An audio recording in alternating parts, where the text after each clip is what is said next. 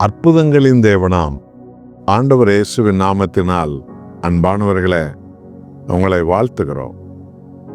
நீங்களோ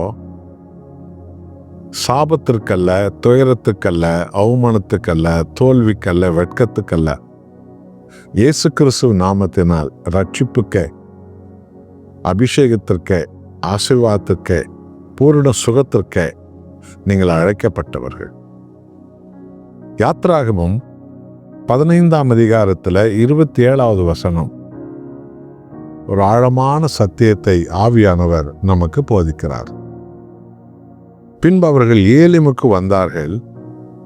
அங்கே 12 நீரூற்றுக்களும் 70 பேரீட்ச மரங்களும் இருந்தது. அங்கே தண்ணீர் அருகே பாளையம் இறங்கினார்கள். அல்லேலூயா. எகிப்தின் அடிமைத்தனத்தில் இருந்து விடுதலை செய்த கர்த்தராகிய தேவன் இஸ்ரவேலர்களை பாலும் தேன ஓடும் தேசத்துக்கு அவர்களை வழி நடத்தினார். அந்த பாலும் தேன ஓடும் தேசத்துக்கு வழி நடத்தும் போது அந்த போகும் வழியில அவர்கள் ஏலிம் என்ற இடத்துக்கு வந்தார்கள். அங்கு 12 அற்புதமான நீரூற்றுக்களும் 70 பேரீட்ச மரங்களும் அப்படியே எண்ணப்பட்டபடி இருந்தது. ஒரு நீரூற்றல்ல, 12 நீரூற்றுக்கள். கண்மலை தண்ணீர் பொங்கி வந்து கொண்டிருந்தது 12 நீரூற்றுக்களில் இருந்து. சுற்றிலும் பார்த்தால் 70 பேரிஷ மரங்கள், கொலை கொலையாய் பேரிஷ பழங்கள். லட்சக்கணக்கான மக்கள் அதை திருப்தியாய் சாப்பிட்டார்கள்.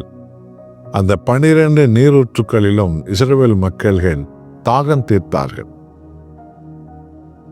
இது நித்திய ஜீவனுக்காக, பரலோக வாழ்வுக்காக மனித குலத்தை ஆண்டவராய் இயேசு கிறிஸ்து பாவமான எகிப்திலிருந்து, சாத்தானின் எகிப்திலிருந்து விடுதலை செய்து வழி நடத்தும் போது அவர்களுக்கு கொடுக்கிற அந்த மகா மேன்மையான சத்தியத்தை அன்றைக்கு இஸ்ரவேலர்களுக்கு ஆண்டவர் காட்டினார். அந்த 12 நீரூற்றுக்கள் என்ன தெரியுமா? ஆண்டவராய் இயேசு கிறிஸ்து இந்த உலகத்தை ரட்சிப்புக்குள் நடத்த அவர் எடுத்து பயன்படுத்திய 12 அப்போஸ்தலர்கள்.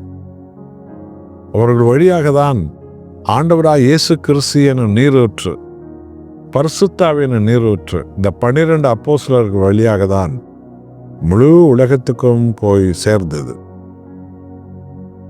லூக்கா 9ஆம் அதிகாரம் 1 வசனம், அவர் 12 பேரை தேர்ந்தெடுத்தார். லூக்கா 10ஆம் அதிகாரம் 1 வசனத்தை பாருங்க. பின்னும் கர்த்தர் 70 பேரை தேர்ந்தெடுத்தார். இதுதான் கனி கொடுக்கும் ஊழியம். அந்த 70 அப்போஸ்தலர்கள், 12 அப்போஸ்தலர்கள் கிறிஸ்துவையும் பரிசுத்த ஆவியானவரை மனித உலகத்துக்கு கொடுத்த நீரூற்றுக்களாய் இருந்தார்கள்.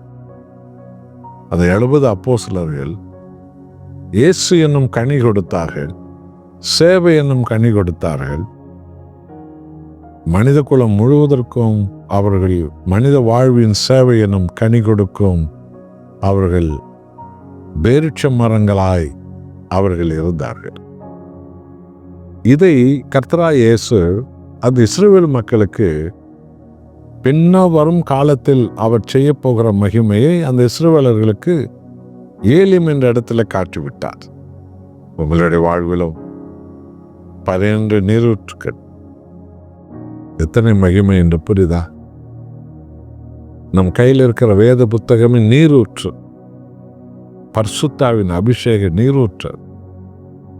12 அப்போஸ்தலர்கள் உருவாக்கி தந்த சத்தியங்கள், அவர்கள் வழியாக சத்தியத்தை கொடுத்தார், கிறிஸ்துவை கொடுத்தார்.